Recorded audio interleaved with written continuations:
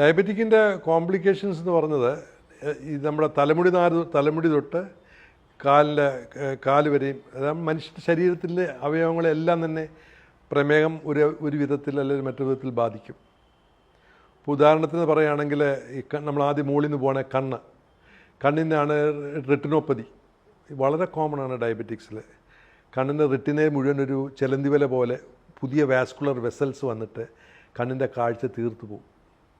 ഈ one of the most common cos of blindness in adults, അതായത് അഡൾട്ടിൽ അന്ധത വരുന്നതിൻ്റെ പ്രധാന കാരണം ഒന്ന് ഡയബറ്റിക്കാണ്. അതുപോലെ തന്നെ പ്രീമച്യൂർ കാറ്ററാക്ട് സാധാരണ എല്ലാ ആൾക്കാർക്കും പ്രായം കൊണ്ടുണ്ടാവും, പക്ഷേ ഡയബറ്റിക്കാർക്ക് മുമ്പുണ്ടാവും. പിന്നെ ഗ്ലക്കോമയും കൂടുതലായിട്ട് ഡയബറ്റിക്കാർക്ക് ഉണ്ടാകാറുണ്ട്, അതായത് കണ്ണിലെ ടെൻഷൻ കൂടുക, ഇതും ഡയബറ്റിക്കാർക്ക് കൂടുതൽ ഇൻസിഡൻസാണ്. പിന്നെ കാഴ്ചശക്തി തന്നെ വേരി ചെയ്യും. നമ്മൾ ഈ ഷുഗർ ഫ്ലക്ച്വേറ്റ് ചെയ്യുന്നതനുസരിച്ച്, അതായത് നമ്മുടെ രക്തക്കുഴലിലെ ഷുഗർ ഫ്ലക്ച്വേറ്റ് ചെയ്യുന്നതനുസരിച്ച് ഈ ലെൻസിൻ്റെ തിക്നെസ്സും തിന്നസ്സും ഉണ്ടാവും. നമ്മുടെ ഈ ഓസ്മോസിസ് പ്രോപ്പർട്ടി ഉപയോഗിക്കുമ്പോൾ കണ്ണിലെ ലെൻസിൻ്റെ കട്ടി കൂടുകയും കട്ടി കുറയും, അങ്ങനെ കാഴ്ച തന്നെ ഫ്ലക്ച്വേഷൻ വരും. അതുകൊണ്ടാണല്ലോ നമ്മൾ ഒഫ്താൽമോളജിസ്റ്റൊക്കെ എപ്പോഴും പറയുന്നത് ഡയബറ്റിക്ക് നല്ലപോലെ കൺട്രോൾ ചെയ്തിട്ടേ കണ്ണാടി പോയി മേടിക്കാവൂന്ന്. പിന്നെ ഈ രക്തക്കുഴൽ അടഞ്ഞു പോകുന്ന വെയിൻ ഒക്ലൂഷൻ കൊണ്ടും സഡൻ ബ്ലൈൻഡ്നെസ്സും ഒക്കെ ഉണ്ടാകും. അപ്പോൾ കണ്ണിന് എല്ലാ രീതിയിലുള്ള കോംപ്ലിക്കേഷൻസും നല്ല ലെവലിലുണ്ടാകാം.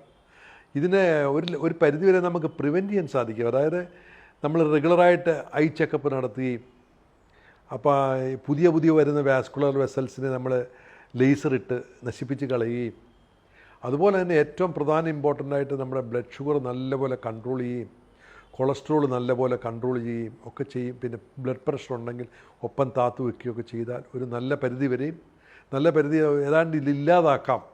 അപ്പോൾ കണ്ണിൻ്റെ കോംപ്ലിക്കേഷൻ നല്ല പരിധി വരെയും കുറയ്ക്കാൻ സാധിക്കും നമ്മൾ ഈ വക കാര്യങ്ങളൊക്കെ പ്രത്യേകം ശ്രദ്ധിക്കുകയാണെങ്കിൽ. അടുത്ത കോംപ്ലിക്കേഷൻ എന്ന് പറഞ്ഞാൽ അതുപോലെ തന്നെ ബ്രെയിനിനെ ബാധിക്കാം ഡയബറ്റീസ്. ബ്രെയിനെ ബാധിക്കാന്ന് പറഞ്ഞാൽ ബ്രെയിനിൻ്റെ രക്തക്കുഴലുകളെ ബാധിച്ച് എൻഡോത്തീലിയൽ ഡാമേജ് ഉണ്ടാക്കും. അങ്ങനെ നമുക്ക് സ്ട്രോക്ക് ഉണ്ടാക്കാനുള്ള സാധ്യത വളരെയധികം കൂടുതലാണ് ഡയബറ്റീസിൽ.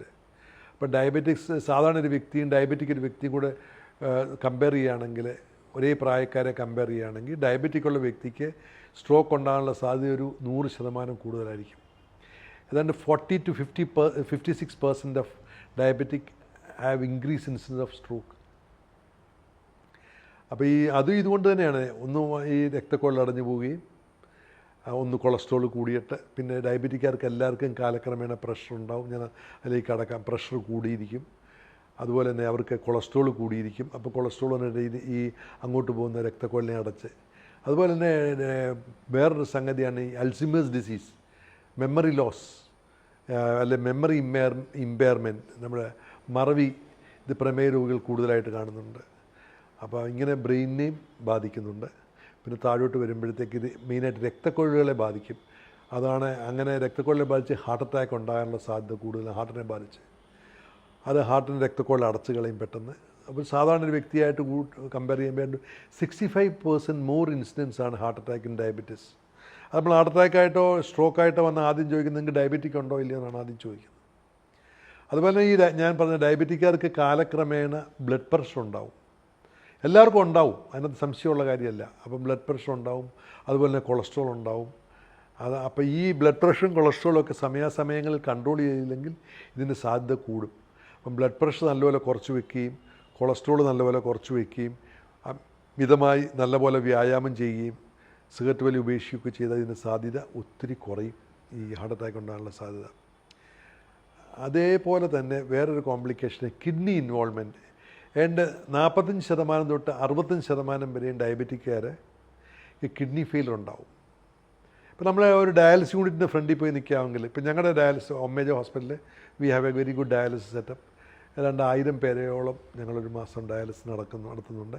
അപ്പോൾ അവിടെ ചെന്ന് നോക്കാമെങ്കിൽ 96% അല്ലെങ്കിൽ 97% നമുക്ക് പറയാം ഡയബറ്റിക് ആയിരിക്കും. അപ്പോൾ one of the major cos of nephropathy or kidney failure is diabetes. ഏതെങ്കിലും ഡയബറ്റിക്കാരന് ഫ്ലക്ച്വേഷൻ ഓഫ് ബ്ലഡ് പ്രഷർ ഉണ്ടെങ്കിൽ ഓൾവേസ് റൂൾ ഔട്ട് ഡയബറ്റിസ്. അപ്പോൾ ഒരു 15 വർഷം 16 വർഷം ഡയബറ്റിക് നിൽക്കുകയാണെങ്കിൽ ഡയബറ്റിസ് ഉണ്ടാവും.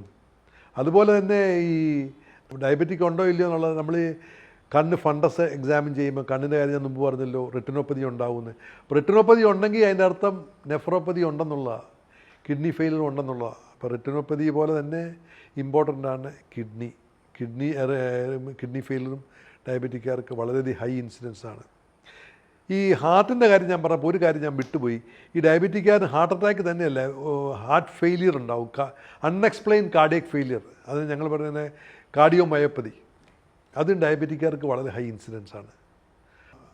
അപ്പോൾ അതുപോലെ തന്നെ high incidence of heart attack തന്നെയല്ല, കാർഡിയക് ഫെയിലിയറും ഉണ്ടാകുന്നുണ്ട്. പിന്നെ താഴോട്ട് പോകുമ്പോഴത്തേക്ക് നമ്മുടെ ടെസ്റ്റിക്കിൾസ്, ഈ മെയിൽ ആൻഡ് ഫീമെയിൽ ഇൻഫെർട്ടിലിറ്റിയുടെ one of the most common cause diabetes ആണ്. അവരുടെ ഉത്തേജനം കുറയും, സെക്സ് ഡ്രൈവ് കുറയും.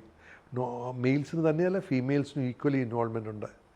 അപ്പോൾ ഡയബറ്റിക് ഒരു പരിധിയിൽ കൂടുതൽ അവിടെയും ഈ endothelial damage, vessel wall damage ഉണ്ടാക്കിയിട്ട്, അപ്പോൾ ഈ കാര്യത്തിനൊക്കെ പ്രധാനമായ ട്രീറ്റ്മെൻറ്റ് ഡയബറ്റിക് കൺട്രോൾ, ഷുഗർ നല്ലപോലെ കൺട്രോൾ ചെയ്യുക, ബ്ലഡ് പ്രഷർ കൺട്രോൾ ചെയ്യുക, കൊളസ്ട്രോൾ കൺട്രോൾ ചെയ്യുക. എന്നിട്ട് നമുക്ക് ഒരു നല്ല സെൻറ്ററിൽ കൊണ്ടുപോയിട്ട് ഈ ഇടിക്ക് വേറെ റീസൺ വല്ലതും ഉണ്ടോ, എറക്ടൈൽ ഡിസ്ഫങ്ഷൻ, അതായത് ഉദാഹരണക്കുറവിന് വേറെ വല്ലതും ഉണ്ടെന്നുള്ളത് വർക്കപ്പ് ചെയ്യുക. ഇതുപോലെ തന്നെ വേറെ സ്കിൻ ഇൻഫെക്ഷൻസ് വളരെ വളരെ ഹൈ ആണ് ഡയബറ്റിക്സിൽ, എസ്പെഷ്യലി ഫംഗൽ ഇൻഫെക്ഷൻ. പിന്നെ ഞാൻ ലങ്ങിൻ്റെ കാര്യം പറയാൻ മതി, ന്യൂമോണിയ, അൺകൺട്രോൾ ന്യൂമോണിയ, പിന്നെ അൺകൺട്രോൾ മെനഞ്ചൈറ്റിസ്, ബ്രെയിൻ ഇൻവോൾവ്, ഇതൊക്കെ ഡയബറ്റിക്കിൻ്റെ കോംപ്ലിക്കേഷൻസാണ്. അപ്പോൾ ഈ സ്കിൻ ഇൻഫെക്ഷൻ വരുന്നതുകൊണ്ട് തന്നെ ഈ ഡയബറ്റിക്കിന് നെർവിനെ ഇൻവോൾവ് ആവും. നെർവ് ഇൻവോൾവ് ആവുന്നതാണ് പെരിഫറൽ ന്യൂറോപ്പതി.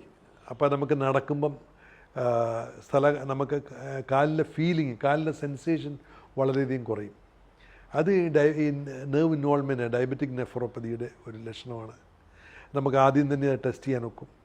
അപ്പോൾ ഇവിടെയൊക്കെ അറിഞ്ഞിരിക്കേണ്ടത് ഒരു കാര്യം, ഈ നെഫ്രോപ്പതി ഉണ്ടെങ്കിലോ, സ്കിൻ ഇൻഫെക്ഷൻ ഉണ്ടെങ്കിലോ, കാർഡിയക് ഇൻവോൾവ്മെൻ്റ് ഉണ്ടെങ്കിലോ, ഇവിടെയൊക്കെ വളരെ നമ്മൾ റെഗുലറായിട്ട് നമ്മൾ ചെക്കപ്പ് ചെയ്യുകയും മാസം മാസം നമ്മളിതിനെപ്പറ്റി ടെസ്റ്റ് ചെയ്യുകയും ചെയ്ത് ഇതിൻ്റെ സൂചന കിട്ടിക്കഴിഞ്ഞാൽ പല മരുന്നുകളും മാറി നമ്മൾ ഇൻസുലിനെ അഭയം പ്രാപിക്കേണ്ടി വരും.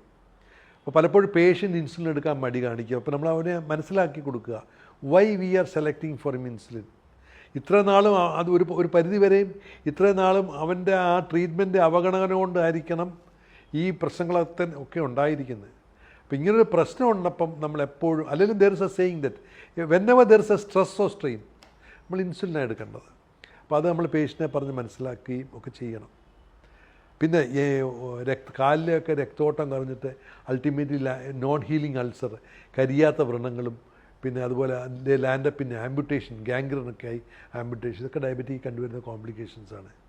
അപ്പോൾ ഈ ഡയബറ്റിക്കിൻ്റെ കോംപ്ലിക്കേഷനൊക്കെ ഞാൻ ഈ പറഞ്ഞിരുന്ന, അതായത് ഹാർട്ട് ഇൻവോൾവ്മെൻറ്റ്, കണ്ണിൻ്റെ ഇൻവോൾവ്മെൻറ്റ്, നെർവിൻ്റെ ഇൻവോൾവ്മെൻറ്റ്, രക്തക്കുഴലിൻ്റെ ഇൻവോൾവ്മെൻറ്റ്, ഇതൊക്കെ ഒരു പരിധി വരെയും, നല്ല ശതമാനം ഒരു പരിധി വരെയും റെഗുലർ എക്സസൈസ് കൊണ്ടും ബ്ലഡ് ഷുഗർ കൺട്രോൾ ചെയ്യുന്നതുകൊണ്ടും നമുക്ക് നിയന്ത്രിക്കാൻ സാധിക്കും, ഓൾമോസ്റ്റ് ഇല്ലാതാക്കാൻ സാധിക്കും.